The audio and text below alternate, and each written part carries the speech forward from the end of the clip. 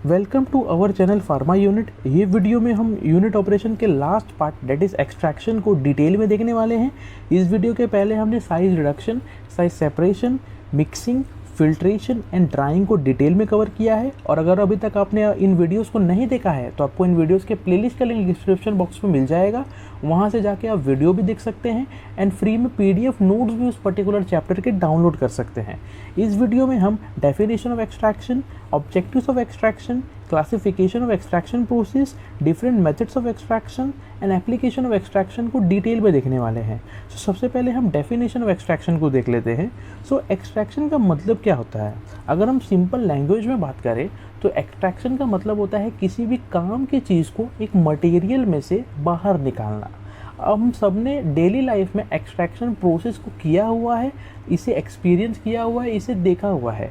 For example चाय, जब हम चाय बनाते हैं तो चाय बनाते टाइम हम जो चाय पत्ती का यूज़ करते हैं तो जो चाय पत्ती के अंदर से जो भी एक्टिव इंग्रेडिएंट बाहर निकलते हैं, जो भी एक्टिव इंग्रेडिएंट बॉइलिंग के टाइम पानी में निकल जाते हैं, ये एक्टिव इंग्रेडिएंट एक्सट्रैक्शन प्रोसेस की वजह से ही निकलते हैं। अब हम एक परफेक्ट डेफिनेशन देख लेते हैं जिसे हम अपने बोर्ड एग्जाम में लिख सके।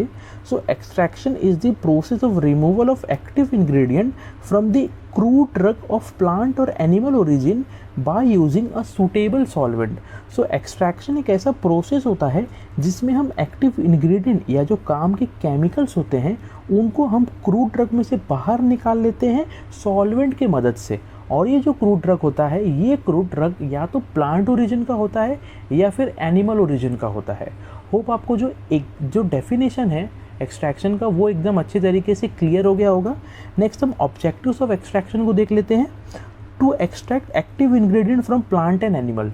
मेन ऑब्जेक्टिव एक्सट्रैक्शन प्रोसेस का यही होता है कि किसी भी प्लांट एंड एनिमल के अंदर से जो भी एक्टिव कॉन्स्टिट्यूएंट है, जो भी काम के केमिकल्स हैं, उन्हें बाहर निकाला जा सके। To extract fat material from plant and animal. Plant and animal के अंदर से जितने भी काम के फैटी मटेरियल होते हैं उनको निकालना भी एक्सट्रैक्शन प्रोसेस का एक मेन ऑब्जेक्टिव होता है। To extract different hormones from plant and animal. Plant and animals के अंदर बहुत सारे डिफरेंट टाइप्स के हार्मोन्स होते हैं। इन हार्मोन्स को भी उनके अंदर से बाहर निकालना ये भी एक मेन ऑब्जेक्टिव होता है एक्सट्रैक्शन प्रोसेस का। To make antibiotics. एंटीबायोटिक्स को प्रोड्यूस करना, एंटीबायोटिक्स को बनाना, ये भी एक मेन काम होता है, मेन ऑब्जेक्टिव होता है एक्सट्रैक्शन का। इसके बाद हम कुछ बेसिक टर्म्स हैं उसे समझ लेते हैं, क्योंकि ये जो टर्म्स है, ये जो वर्ड्स है, ये आपको बार बार इस वीडियो लेक्चर में सुनने मिलेंगे और आपके एग्जाम पॉइंट ऑफ व्यू भी ये बहुत ही ज़्यादा इंपॉर्टेंट है। सबसे पहला होता है menstruum. The solvent used for the process of extraction is known as menstruum. Menstruum का मतलब होता है ऐसा सॉल्वेंट जो एक्सट्रैक्शन प्रोसेस में यूज़ होता है। यानी कि जो भी सॉल्वेंट एक्सट्रैक्शन प्रोसेस में अगर यूज़ हो रहा है तो उसको हम बोल देते हैं मेंस्ट्रम। अगर मैं एक्सट्रैक्शन प्रोसेस के दौरान वाटर का यूज़ कर रहा हूँ तो वो वाटर मेरा क्या हो जाएगा? मेंस्ट्रम। अगर मैं एक्सट्रैक्शन प्रोसेस के दौरान अल्कोहल का यूज़ कर रहा हूँ, अल्कोहल को एज अ सॉल्वेंट यूज़ कर रहा हूँ, तो वो अल्कोहल मेरा क्या हो जाएगा? मेंस्ट्रम। सेकेंड वर्ड होता है मार्क। एक्सट्रैक्शन प्रोसेस के बाद जो भी मटेरियल, जो भी इनएक्टिव मटेरियल बच जाता है उसी को हम बोलते हैं मार्क। नेक्स्ट होता है tincture. Tincture is an extract of plant और animal material dissolve in the alcohol. अगर कोई प्लांट या एनिमल मटेरियल के एक्सट्रैक्ट को हम अल्कोहल के अंदर रख देते हैं, अल्कोहल के साथ मिक्स करके रख देते हैं, तो उसी को हम बोलते हैं टिंचर। नेक्स्ट होता है organised drug and unorganised drug. तो ये बहुत ही दोनों मेन पॉइंट है। ऑर्गेनाइज्ड ड्रग का मतलब होता है ऐसे ड्रग जिनका स्ट्रक्चर एकदम वेल डिफाइंड हो। फॉर एग्जांपल प्लांट के जो पार्ट्स होते हैं, रूट हो गए, सीड्स हो गए, या फिर लीव्स हो गए, स्टेम हो गए, इनका एक स्ट्रक्चर होता है, एक डेफिनेट स्ट्रक्चर होता है, तो इसी को हम बोलते हैं ऑर्गेनाइज्ड ड्रग। फिर नेक्स्ट होता है अनऑर्गेनाइज्ड ड्रग। अनऑर्गेनाइज्ड ड्रग का मतलब होता है ऐसे ड्रग जिनका एक स्पेसिफिक स्ट्रक्चर नहीं होता है। For example oleo resin, gums. जो भी मटेरियल प्लांट से हमें निकलते हुए दिखते हैं ना, जैसे कि आप अगर कोई भी एक प्लांट पे अगर थोड़ा सा अगर आप एक चक्कू से मार देंगे उसे, तो होता क्या है, उस प्लांट के अंदर से थोड़े से लिक्विड पार्ट निकलना चालू हो जाते हैं और ये लिक्विड पार्ट कुछ टाइम के बाद सॉलिडिफाई हो जाएंगे।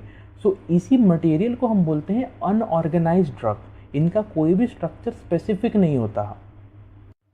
नेक्स्ट हम क्लासिफिकेशन ऑफ एक्सट्रैक्शन प्रोसेस को देख लेते हैं। तो यहाँ पे एक पॉइंट पे मेंशन करना चाहूँगा कि बहुत सारे जो बच्चे हैं वो एक्सट्रैक्शन प्रोसेस के क्लासिफिकेशन में एंड एक्सट्रैक्शन मेथड के क्लासिफिकेशन में बहुत ज़्यादा कंफ्यूज हो जाते हैं। तो जो एक्सट्रैक्शन प्रोसेस का क्लासिफिकेशन है वो एकदम अलग है और जो एक्सट्रैक्शन मेथड का क्लासिफिकेशन है वो एकदम अलग होता है। तो यहाँ पे एकदम ध्यान दीजिएगा आप। सो जो एक्सट्रैक्शन प्रोसेस होता है ये बेसिकली 3 पार्ट में डिवाइड हुआ होता है। पहला होता है लिक्विड लिक्विड एक्सट्रैक्शन, दूसरा होता है सॉलिड फेज एक्सट्रैक्शन एंड तीसरा होता है सॉलिड लिक्विड एक्सट्रैक्शन। तो सबसे पहले हम लिक्विड लिक्विड एक्सट्रैक्शन को देख लेते हैं। In this type of extraction the component of liquid mixture are separated by contacting them with a suitable insoluble solvent which dissolve one or more component। So liquid liquid extraction एक ऐसे type का extraction होता है जिसके अंदर हम liquid mixture के अंदर जो भी केमिकल कंपोनेंट्स होते हैं उनको हम सेपरेट कर देते हैं with the help of insoluble solvent. Liquid liquid extraction process is carried out in separating funnel. So liquid liquid extraction process का जो प्रोसेस है ये प्रोसेस पूरी तरह से हम सेपरेटिंग फनल में करते हैं। ये सेपरेटिंग फनल आपको आपके कॉलेज के लेबोरेटरी में देखने मिलेगा, जैसे कि आप ये डायग्राम में देख सकते हैं। इसी को हम बोलते हैं सेपरेटिंग फनल। और ये जो लिक्विड लिक्विड एक्सट्रैक्शन प्रोसेस है इसे हम छोटे से डायग्राम से समझ लेते हैं तो और अच्छे तरीके से क्लियर हो जाएगा।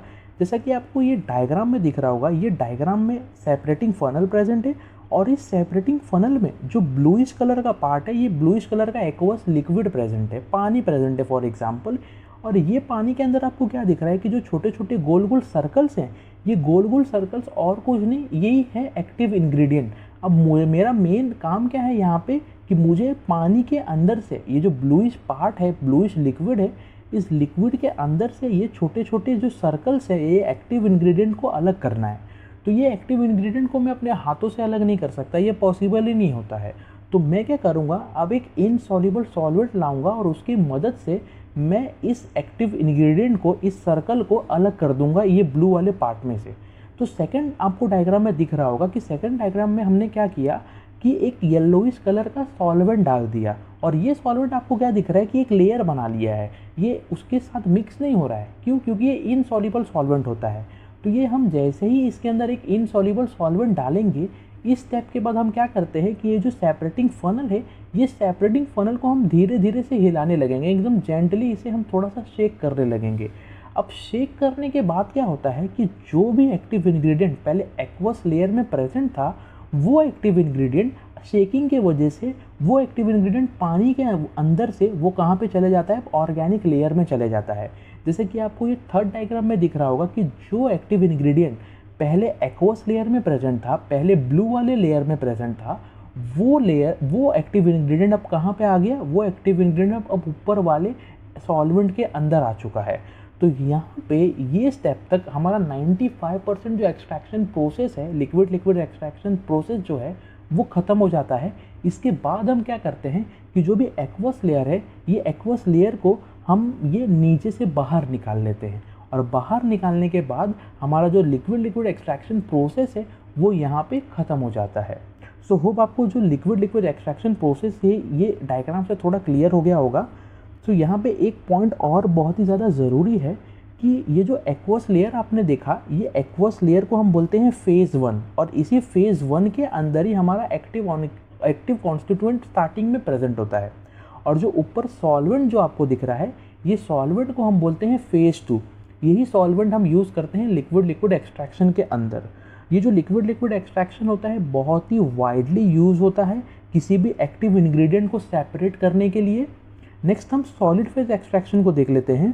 Solid phase extraction is use for isolation, enrichment and purification of component from aqueous solution. So solid phase extraction का यूज़ हम किसी भी एक्वस सोल्यूशन में प्रेजेंट होने वाले केमिकल कंपोनेंट को आइसोलेट करने के लिए, प्यूरिफाई करने के लिए या फिर एनरिच करने के लिए यूज़ करते हैं। It involve contacting the aqueous sample with solid phase where the component under consideration is adsorbed on the surface of solid phase। solid phase extraction के अंदर होता क्या है कि जो भी एक्वस सॉल्यूशन होता है, जो भी एक्वस सैंपल होता है, उसे हम एक सॉलिड फेस के कांटेक्ट में लेके आते हैं।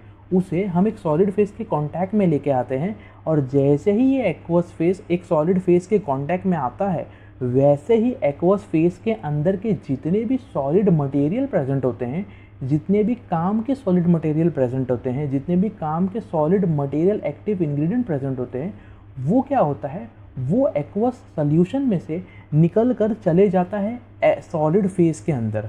तो जैसे ही सॉलिड फेज के अंदर जाना चालू होता है, यहाँ पे जो हमारा सॉलिड फेज एक्सट्रैक्शन प्रोसेस है वो भी चालू हो जाता है। तो एक पर्टिकुलर टाइम के बाद क्या होगा, जितने भी solid active ingredient aqueous layer में प्रेजेंट है, वो एक्टिव इंग्रेडिएंट पूरी तरह से सॉलिड फेज के ऊपर आ जाते हैं। The extract amount is negligible and this type of extraction is most widely used in analytical laboratories. So जो भी हमें एक्सट्रैक्ट मिलता है इस एक्सट्रैक्शन प्रोसेस के दौरान, वो एक्सट्रैक्ट का जो अमाउंट होता है वो बहुत ही कम होता है, एक नेग्लिजिबल अमाउंट में होता है। इसीलिए ये जो सॉलिड फेज एक्सट्रैक्शन का यूज़ है, ये ज़्यादा करके एनालिटिकल लेबोरेटरीज के अंदर होता है। नेक्स्ट हम सॉलिड लिक्विड एक्सट्रैक्शन प्रोसेस को देख लेते हैं। So solid liquid extraction process is also called as leaching. Solid liquid extraction process को हम leaching के नाम से भी जानते हैं। Solid liquid extraction means the removal of constituent from a mixture of solids by bringing the solid material into contact with liquid solvent that dissolve the particular active constituent. So solid liquid extraction का मतलब क्या होता है कि जो भी solid के अंदर active constituent present होता है, जो भी सॉलिड ड्रग के अंदर एक्टिव कॉन्स्टिट्यूएंट प्रेजेंट होता है, उसे हम अलग कर देते हैं with the help of liquid solvent. अभी हमने देखा था चाय के एग्जांपल पे कि चाय में हमने क्या किया था कि चाय पत्ती के अंदर से हम एक्टिव कॉन्स्टिट्यूएंट निकालने का कोशिश कर रहे थे। तो ये एक्टिव कॉन्स्टिट्यूएंट ऐसा तो निकलेगा नहीं। ऐसा अगर हम एक चाय पत्ती को अगर एक प्लेट में रख देंगे तो ये चाय पत्ती के अंदर से एक्टिव कॉन्स्टिट्यूएंट तो निकलेगा नहीं। तो होता क्या है, हम क्या करते हैं, इस चाय पत्ती को पानी के अंदर बॉईल करते हैं स्टार्टिंग में। तो जब हम बॉईल करते हैं तो बॉईल करने के दौरान क्या होता है, चाय पत्ती के अंदर से जो भी एक्टिव कॉन्स्टिट्यूएंट होते हैं, यानी कि चाय पत्ती एक सॉलिड मटेरियल है, इस सॉलिड मटेरियल के अंदर जो भी एक्टिव कॉन्स्टिट्यूएंट होते हैं वो निकलना चालू हो जाता है। तो इसी को हम बोलते हैं सॉलिड लिक्विड एक्सट्रैक्शन, और इसका दूसरा नाम होता है लीचिंग। सो होप आपको जो एक्सट्रैक्शन प्रोसेस का क्लासिफिकेशन है वो अच्छे तरीके से समझ गया होगा।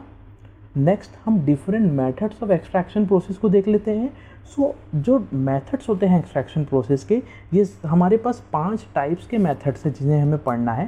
पहला होता है इन्फ्यूजन, दूसरा होता है डिकॉक्शन, तीसरा होता है मैसरेशन, चौथा होता है परकोलेशन एंड लास्ट होता है डाइजेशन। सो सबसे पहले हम इन्फ्यूजन को देख लेते हैं। Infusion is the process of extracting the vegetable drugs. So infusion एक ऐसा प्रोसेस होता है, एक ऐसा एक्सट्रैक्टिंग प्रोसेस होता है जिसमें हम वेजिटेबल ड्रग्स के अंदर से एक्टिव कॉन्स्टिट्यूएंट निकालने का कोशिश करते हैं। और इसके अंदर जो मेनस्ट्रम यूज़ होता है, यानी कि जो सॉल्वेंट यूज़ होता है, वो ज़्यादा करके वाटर या फिर अल्कोहल का यूज़ हम करते हैं। तो नेक्स्ट हम इसका जो प्रोसेस है वो देख लेते हैं, जो जनरल प्रोसीजर होता है उसे हम देख लेते हैं। Infusion process is carried out in infusion pot. The drug is placed at the bottom of pot. Water is added to it 3 to 4 times. Stirring is required to perform infusion process. So जो infusion process है, इसे हम infusion pot की मदद से carry out करते हैं। जैसा कि आपको डायग्राम में जो दिख रहा है, इसी को हम बोलते हैं infusion pot। अब हम इसमें करते क्या है कि जो भी ड्रग का हमें एक्सट्रैक्शन प्रोसेस करवाना होता है, उस ड्रग को हम इन्फ्यूजन पॉट के अंदर रख देते हैं। अब इस ड्रग को रखने के बाद इसके अंदर हम बहुत सारा पानी भी डाल देते हैं। अब जैसे ही इसके अंदर हम पानी डालते हैं, उसके बाद हम क्या करते हैं, स्टरिंग करना चालू कर देते हैं with the help of spatula या फिर कुछ अलग मटेरियल से हम क्या करते हैं, इसे स्टर करना चालू कर देते हैं। अब जैसे ही हम स्टर करना चालू करेंगे, वैसे ही जो इन्फ्यूजन का प्रोसेस है वो भी यहाँ पे स्टार्ट हो जाता है। Infusion process is divided into 2 types. First is fresh infusion and second one is concentrated infusion. So जो इन्फ्यूजन है प्रोसेस है, ये इन्फ्यूजन 2 टाइप में डिवाइड हुआ है। पहला होता है फ्रेश इन्फ्यूजन और दूसरा होता है कॉन्सेंट्रेटेड इन्फ्यूजन। सो पहले हम फ्रेश इन्फ्यूजन को देख लेते हैं। This process consist of treating the coarsely powdered crude drug in menstruum for 10 to 15 minute and stir it occasionally. Menstruum used is water and as per pharmacopoeia fresh infusion should be used within 12 hours। So जो fresh infusion है, ये fresh infusion हम कैसे बनाते हैं, इसके अंदर हम करते क्या है कि जो भी क्रूड ड्रग होता है उसे पहले हम थोड़े से पाउडर फॉर्म में कन्वर्ट कर देते हैं, और पाउडर फॉर्म में कन्वर्ट करने के बाद हम क्या करते हैं, इस क्रूड ड्रग के पाउडर को मेंस्ट्रुम के अंदर डाल देते हैं। मेंस्ट्रुम यानी कि सॉल्वेंट के अंदर हम इसे डाल देते हैं, और इसके डालने के बाद हम क्या करते हैं 10 to 15 मिनट्स के लिए इसे स्टर करते हैं हम ओकेजनली। बीच बीच में हम इसे 10 to 15 मिनट्स के लिए स्टर करेंगे, और स्टर करने के बाद हमारा जो फ्रेश इन्फ्यूजन होता है वो बन जाता है। और ये जो फ्रेश इन्फ्यूजन बनाने के लिए जो हम मेंस्ट्रुम यूज़ करते हैं, यहाँ पे जो सॉल्वेंट यूज़ करते हैं, ये ज़्यादा करके हम वाटर का यूज़ इसके अंदर करते हैं, इसीलिए इसका नाम रखा गया है फ्रेश इन्फ्यूजन। और as per pharmacopoeia, fresh infusion जब हम एक बार इसे बना लेते हैं तो ये विदिन 12 आवर्स, 12 घंटों के अंदर हमें इस फ्रेश इन्फ्यूजन का यूज़ करके ख़त्म कर देना है। नहीं तो क्या होगा, ये जो फ्रेश इन्फ्यूजन है इसके अंदर बैक्टीरियल ग्रोथ होना चालू हो जाएंगे, और ये फ्रेश इन्फ्यूजन क्या हो जाएगा, फिर बेकार हो जाएगा। नेक्स्ट होता है concentrated infusion. Concentrated infusion can be used for long duration of time. In this, alcohol is used as menstruum. This type of infusion do not deteriorate in short time because of alcohol. So concentrated infusion, ये infusion जो होता है बहुत ही ज़्यादा time तक ये टिका हुआ होता है। ये फ्रेश इन्फ्यूजन के जैसा नहीं होता है कि इसे हमें 12 घंटे में यूज़ करके ही ख़त्म करना है। इसे हम कुछ दिन तक रख सकते हैं, और इसके अंदर जो सॉल्वेंट यूज़ होता है, जो मेंस्ट्रुम यूज़ होता है, ये ज़्यादा करके अल्कोहल यूज़ होता है, और ये डिटोरिएट नहीं होता है। और इसका रीज़न क्या है कि इसके अंदर अल्कोहल प्रेजेंट होता है, और जो चीज़ के अंदर अल्कोहल प्रेजेंट होता है वो चीज़ जल्दी सड़ता नहीं है, जल्दी डिटोरिएट नहीं होता है। तो यहाँ पे हमने इन्फ्यूजन प्रोसेस जो है, इन्फ्यूजन मेथड जो होता है एक्सट्रैक्शन का, उसे ख़त्म किया। नेक्स्ट हम देख लेते हैं decoction method of extraction. So decoction is the process of extraction of hard और woody drug by using water as a menstruum. In this process the drug is boiled with water. So decoction process एक ऐसा extraction process होता है जिसमें हम hard drug, यानी कि ऐसे ड्रग जो कि बहुत ही ज़्यादा स्ट्रॉन्ग है इन नेचर, वैसे ड्रग के अंदर से एक्टिव कॉन्स्टिट्यूएंट निकालने का कोशिश करते हैं। और डिकॉक्शन प्रोसेस के अंदर जो मेंस्ट्रुम यूज़ होता है, यानी कि जो सॉल्वेंट यूज़ होता है, वो होता है वाटर। इसके अंदर हम जनरली करते क्या हैं, जो भी ड्रग का हमें एक्सट्रैक्शन प्रोसेस करवाना होता है उस ड्रग को हम वाटर के साथ थोड़े टाइम के लिए बॉईल कर देते हैं। This process is use for hard and woody drugs. The drug is boiled with menstruum for 10 to 15 minutes, then stirring in done. After all the volume is made up in the process.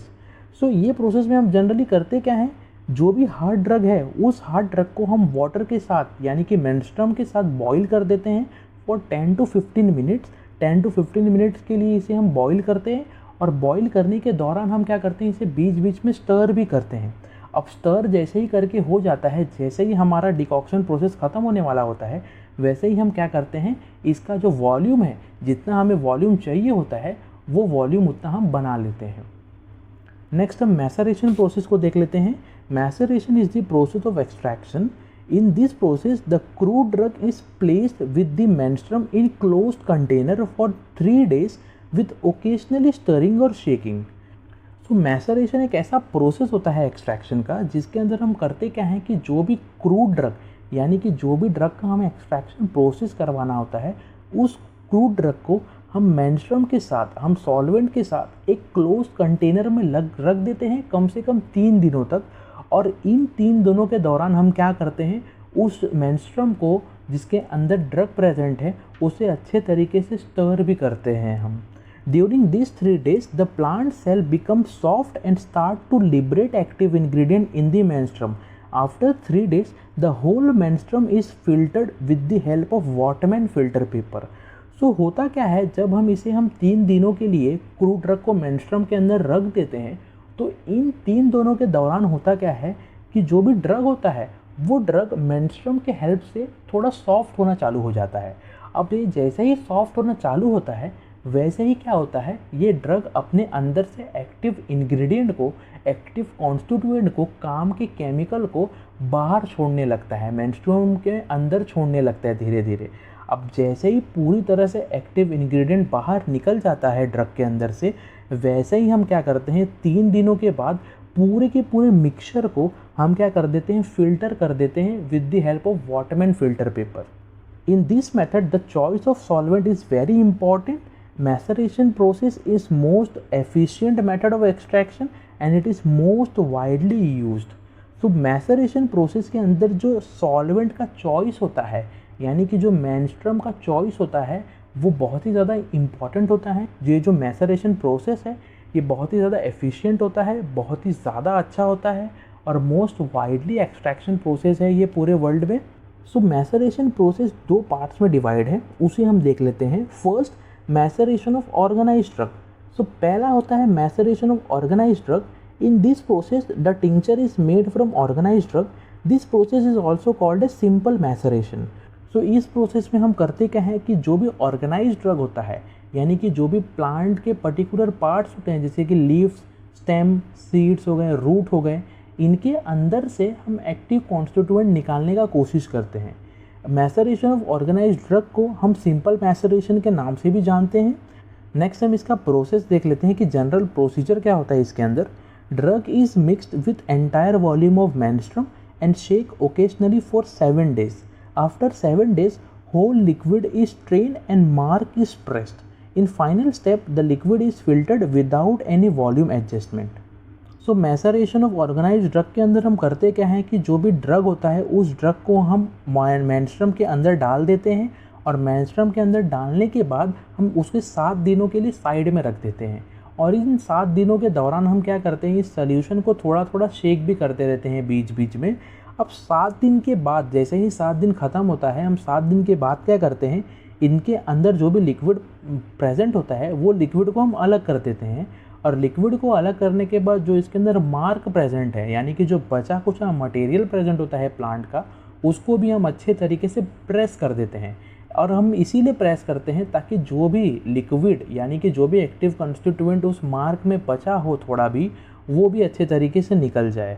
अब final step में हम क्या करते हैं कि जो भी liquid को हमने बाहर निकाला था, वो लिक्विड को हम with the help of filter paper एकदम अच्छे तरीके से फ़िल्टर कर लेते हैं। और वॉल्यूम को, जितना हमें वॉल्यूम चाहिए होता है, उस वॉल्यूम को हम with the help of solvent adjust कर लेते हैं। नेक्स्ट होता है maceration of unorganised drug. In this process drug is mixed with 4/5 of menstruum and shake occasionally for 2 to 7 days. After that, final volume is made up by passing the menstruum through the filter paper. In this, the mark is not pressed. So maceration of unorganised drug के process में हम क्या करते हैं कि जो भी drug का हमें एक्सट्रैक्शन प्रोसेस करवाना होता है, उस ड्रग को हम 4/5 वॉल्यूम ऑफ मेंस्ट्रुम के अंदर डाल देते हैं और इसे 2 से 7 दिनों के लिए हम साइड में रख देते हैं।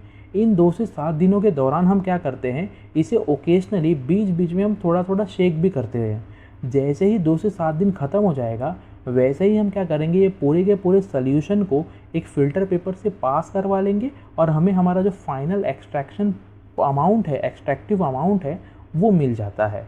और जो भी हमें वॉल्यूम एडजस्ट करना होता है, वो वॉल्यूम को हम एडजस्ट कर लेते हैं with the help of menstruum. So next हम देख लेते हैं परकोलेशन। सो परकोलेशन एक बहुत ही इंपॉर्टेंट एक्सट्रैक्शन प्रोसेस होता है जो कि वाइडली यूज़ होता है एक्सट्रैक्टिंग के लिए। सो ये जो परकोलेशन होता है, ये परकोलेशन 2 ग्रीक वर्ड से बना हुआ है। पहला होता है पर, जिसका मतलब होता है थ्रू। दूसरा वर्ड होता है कोलार, जिसका मतलब होता है टू स्ट्रेन। सो पर एंड कोलार के कॉम्बिनेशन से ही परकोलेशन बना हुआ है। पूरा का पूरा जो परकोलेशन का प्रोसेस है, ये परकोलेटर नाम के इंस्ट्रूमेंट से होता है। जैसा कि आप ये डायग्राम में देख सकते हैं, इसी को हम बोलते हैं परकोलेटर। और ये जो परकोलेशन का पूरा स्टेप है, ये 5 डिफरेंट स्टेप्स में पूरा होता है। पहला होता है साइज रिडक्शन, दूसरा होता है इम्बाइबिशन, तीसरा होता है पैकेजिंग, चौथा होता है मैसरेशन एंड लास्ट वन होता है परकोलेशन। सो पहला हम साइज रिडक्शन को देख लेते हैं। The drug is powdered just for uniform packing in the percolator. Size reduction increase the rate of extraction. So जो भी ड्रग होता है, उस ड्रग को हम क्या करते हैं, इस स्टेप के अंदर पाउडर फॉर्म में कन्वर्ट करना चालू कर देते हैं। अब इसको हम पाउडर फॉर्म में कन्वर्ट क्यों करते हैं, यहाँ पे हमारा 2 मेन फ़ायदा होता है। पहला तो क्या होता है कि जब हम किसी भी ड्रग को पाउडर फॉर्म में थोड़ा सा कन्वर्ट कर देंगे, तो वो जो ड्रग है, वो ड्रग परकोलेटर के अंदर अच्छे तरीके से पैक हो जाता है। और दूसरा फ़ायदा यहाँ पे क्या मिलता है हमें कि जैसे ही साइज़ रिडक्शन हो जाता है ड्रग का, अगर कोई भी ड्रग एक पाउडर फॉर्म में कन्वर्ट हो जाता है, तो जो ड्रग के अंदर का जो एक्सट्रैक्शन प्रोसेस है, वो बहुत ही जल्दी होता है और बहुत ही फास्ट होता है। To ensure complete exhaustion of drug and to slow down the movement of menstruum.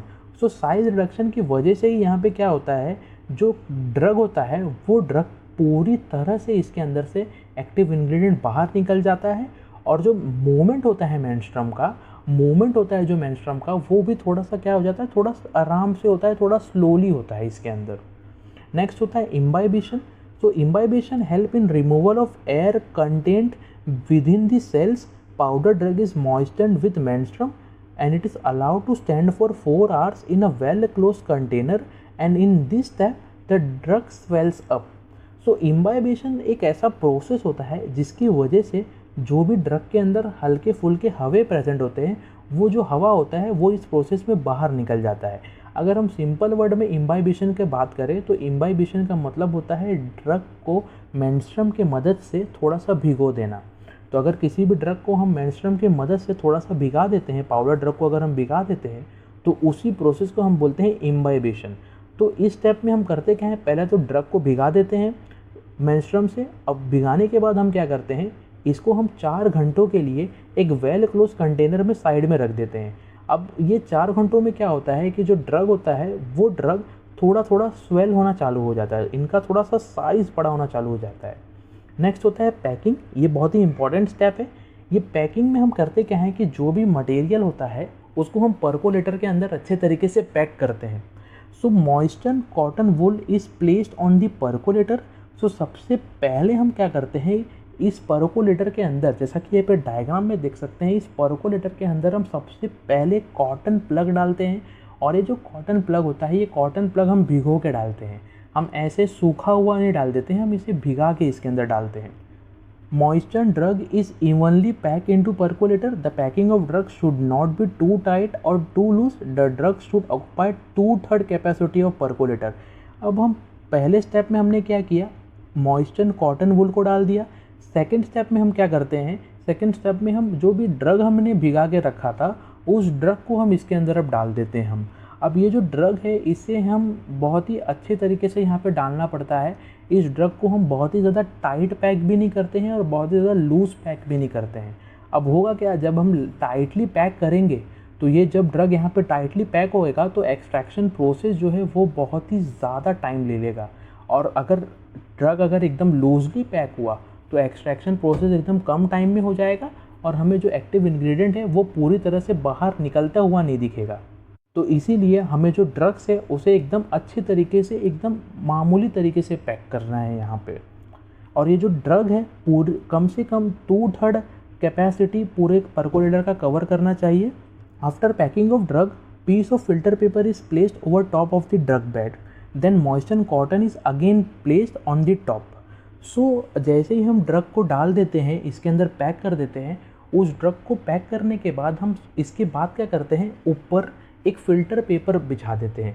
इस फ़िल्टर पेपर को बिछाने के बाद इस फ़िल्टर पेपर के ऊपर हम फिर से एक भिगा हुआ कॉटन प्लग लगा देते हैं। तो हमने यहाँ पे पैकिंग वाले स्टेप में क्या देखा कि सबसे पहले हमने मॉइस्चर्ड कॉटन वूल को डाला, मतलब कॉटन प्लग को डाला सबसे पहले। फिर कॉटन प्लग के बाद हमने ड्रग को भर दिया अच्छे तरीके से। फिर ड्रग को भरने के बाद उस ड्रग के ऊपर हमने फ़िल्टर पेपर बिछा दिया। फिर फ़िल्टर पेपर को बिछाने के बाद हमने क्या किया, फिर से एक छोटा सा कॉटन प्लग वहाँ पे लगा दिया। नेक्स्ट प्रोसेस होता है मैसरेशन का। So after packing sufficient menstruum is added, the percolator is allowed to stand for 24 hours to macerate the drug. So maceration process में हम क्या करते हैं, जो मेंस्ट्रुम होता है, जो सॉल्वेंट होता है, उसे हम ऊपर अब डाल देते हैं। जैसा कि आपको ये डायग्राम में दिख रहा होगा, इसके अंदर हमने क्या देखा कि जो सबसे ऊपर वाला पार्ट है ये है मेंस्ट्रुम। इस मेंस्ट्रुम को हम ये वाले स्टेप में ही इसके अंदर डालते हैं। अब जैसे ही इस मेंस्ट्रुम को हम इसके अंदर डाल देंगे, वैसे ये पूरे के पूरे परकोलेटर को हम कम से कम 24 घंटे के लिए इसे हम साइड में रख देते हैं। और इन्हीं 24 घंटों के दौरान क्या होता है, मैसरेशन का जो प्रोसेस है वो चालू होना स्टार्ट हो जाता है। नेक्स्ट अब होता है percolation. At the end of maceration, percolation is started by opening the lower stop plug. The rate of percolation should neither be slow nor too fast. तो जो परकोलेशन का जो प्रोसेस है ये मैसरेशन के जस्ट बाद ही स्टार्ट हो जाता है। अब इस प्रोसेस में हम करते क्या है कि जो भी परकोलेटर का जो आपको ये निचला हिस्सा दिख रहा है, ये निचले हिस्से को हम बोलते हैं स्टॉप लॉक। ये स्टॉप लॉक को हम खोल देते हैं। अब ये स्टॉप लॉक को हम जैसे ही खोलना चालू करते हैं, वैसे ही क्या होता है, धीरे धीरे से जो एक्सट्रैक्टिव ड्रग है वो निकलना चालू हो जाता है, ड्रॉप वाइज निकलना चालू होता है यहाँ से। अब ये जैसे ही ड्रॉप वाइज निकलेगा तो ड्रॉप वाइज निकलने के बाद क्या होता है, ड्रॉप निकलते रहेगा तो जो ऊपर का मेंस्ट्रुम है, ये मेंस्ट्रुम धीरे धीरे ख़त्म होना चालू होता है। तो हमें यहाँ पे एक पॉइंट यहाँ पे याद रखना है कि जैसे ही यहाँ पे ड्रॉप नीचे जितना निकलेगा, हमें ऊपर उतना ही मेंस्ट्रुम फिर से डाल देना है। अगर हम ऐसा नहीं करेंगे तो एक्सट्रैक्शन जो प्रोसेस है वो इनकम्प्लीट रह जाएगा, पूरी तरह से हो नहीं पाएगा। The percolation is continued till the drug is completely exhausted. The rate of percolation is generally 10 to 30 drops पर मिनट। सो परकोलेशन प्रोसेस हम तब तक करते हैं जब तक पूरी तरह से ड्रग के अंदर से एक्टिव कॉन्स्टिट्यूएंट नहीं निकल जाता। और जो परकोलेशन का जो स्पीड होता है, परकोलेशन का जो स्पीड है वो कम से कम 10 to 30 ड्रॉप्स होना चाहिए पर मिनट। यानी कि जब हम ये स्टॉप लॉक खोलते हैं तो ये स्टॉप लॉक खोलने के बाद कम से कम 10 से 30 बूंद निकलने चाहिए 1 मिनट के अंदर। अगर इससे कम निकलता है तो हमारा एक्सट्रैक्शन प्रोसेस टाइम पे कंप्लीट नहीं हो पाएगा, और अगर इससे ज़्यादा निकलता है तो क्या हो जाएगा, हमारा एक्सट्रैक्शन प्रोसेस अच्छे तरीके से नहीं हो पाएगा। सो होप आपको ये जो परकोलेशन एक्सट्रैक्शन प्रोसेस है ये अच्छे तरीके से समझ गया होगा। नेक्स्ट हम एक्सट्रैक्शन प्रोसेस देख लेते हैं। नेक्स्ट एक्सट्रैक्शन प्रोसेस है digestion. In digestion process the drug is extracted by heating at a particular temperature and pressure. तो डाइजेशन प्रोसेस के अंदर हम करते क्या हैं, जो भी ड्रग का हमें एक्सट्रैक्शन प्रोसेस करवाना होता है उस ड्रग को हम मेंस्ट्रुम के साथ एक पर्टिकुलर टाइम के लिए हीट कर देते हैं। अब इससे होता क्या है, हीटिंग की वजह से क्या होता है, जो पेनिट्रेशन पावर होता है मेंस्ट्रुम का वो बढ़ जाता है ड्रग के अंदर, और इसकी वजह से और इसी डाइजेशन प्रोसेस की वजह से जो एक्सट्रैक्शन प्रोसेस है वो और अच्छे तरीके से और फास्ट तरीके से कंप्लीट हो जाता है। The apparatus used for this process of digestion is known as digester। सो जो भी apparatus यूज़ होता है डाइजेशन प्रोसेस के लिए उसे हम डाइजेस्टर बोलते हैं। This digester is made up of stainless steel और मेटल। सो ये जो डाइजेस्टर होता है ये ज़्यादा करके स्टेनलेस स्टील या फिर डिफरेंट टाइप्स के मेटल से बना हुआ होता है। The whole of drug and menstruum is placed in the digester, cover it properly. The drug is treated with menstruum for a definite period of time under specified condition of temperature and pressure। So जो भी drug का हमें extraction करवाना होता है उस drug को हम मेंस्ट्रुम के साथ इस पर्टिकुलर डाइजेस्टर के अंदर रख देते हैं, और रखने के बाद इस पूरे डाइजेस्टर को हम पैक कर देते हैं, इसे हम कवर कर देते हैं। अब कवर करने के बाद हम क्या करते हैं, इस पर्टिकुलर डाइजेस्टर को हम हीट करना चालू कर देते हैं। अब जैसे ही हम हीट करना चालू करेंगे, हीटिंग के दौरान क्या होगा, इसके अंदर जो डाइजेशन का प्रोसेस है वो भी होना चालू हो जाता है।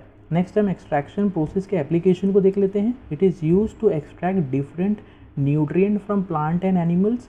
सो एक्सट्रैक्शन प्रोसेस की वजह से ही हम क्या करते हैं, किसी भी प्लांट एंड एनिमल के अंदर से जो न्यूट्रिएंट होते हैं उसे हम निकाल देते हैं।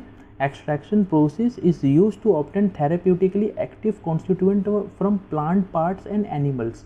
सो एक्सट्रैक्शन प्रोसेस की वजह से ही हम जो थेरेप्यूटिक एक्टिव कॉन्स्टिट्यूएंट होते हैं, यानी कि ऐसे एक्टिव कॉन्स्टिट्यूएंट्स जो ह्यूमन के हेल्थ को, ह्यूमन की बीमारियों को ठीक कर सके, वैसे एक्टिव कॉन्स्टिट्यूएंट को हम प्लांट एंड एनिमल के अंदर से निकालते हैं। Extraction process is use for making of antibiotics. So extraction process की वजह से ही हम एंटीबायोटिक का प्रोडक्शन करते हैं। It is also use in extraction of fixed oil from the seeds. So extraction process की वजह से ही हम किसी भी बीज में से, यानी कि किसी भी सीड के अंदर से हम ऑयल को निकालने के लिए यूज़ करते हैं। So thanks for watching this video guys. अगर आपको इस वीडियो से रिलेटेड कोई भी क्वेश्चन होता है तो आप हमें कमेंट बॉक्स में पूछ सकते हैं, या फिर आप हमें अपना डाउट ईमेल कर सकते हैं। इंस्टाग्राम पे भी आप हमसे कनेक्ट हो सकते हैं। इंस्टाग्राम पे हमारा पेज है फार्मा यूनिट नाम से, और इस चैप्टर के नोट्स आप डाउनलोड कर सकते हैं। लिंक आपको डिस्क्रिप्शन बॉक्स में मिल जाएगा। अब हम मिलते हैं नेक्स्ट वीडियो लेक्चर में।